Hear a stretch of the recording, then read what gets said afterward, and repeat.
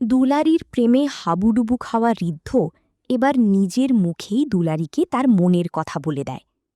এই ফুল এপিসোডটি পেতে এক্ষুনি আমাদের চ্যানেলটি সাবস্ক্রাইব করুন। সাবস্ক্রাইব করা মাত্রই দিয়ে দেয়া হবে। এই পর্বে দেখা যায় সিনেমা দেখা শেষ করে হলের বাইরে দাঁড়িয়ে ঋদ্ধর কাকাই ঋদ্ধর মনের অবস্থা বুঝতে পেরে মজা করে তাকে বলে ওঠে, হলে সিনেমার পর্দায় কার সিনেমা ছেড়ে কাকে দেখব? দুদিকেই হিরো লাফাচ্ছে। শুভশ্রীর কাজ দেবকে থামানো, তাই বলে কি দেবকে থামানো যায়? দেব তো এখন প্রেমে ফুটছে। এই কথা শুনি ঋদ্ধর বৌদি ও ঋদ্ধ দুজনেই বুঝতে পারে এটা আসলে ঋদ্ধ ও দুলারীকে নিয়েই বলা হচ্ছে। কিন্তু দুলারী এ কথার কিছুই বোঝে না।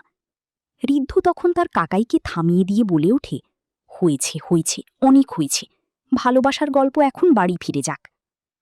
অন্যদিকে ঘরের মধ্যে ঋদ্ধর মা প্যানিক করে রোহিতকে বলে ওঠে, এত রাতে আরতি মিস্টার শর্মাকে ফোন করতে গেল কেন? তখন রোহিত বলে ওঠে, মা তুমি প্যানিক করো না, দাঁড়াও আমি ঋদ্ধকে ফোন করছি।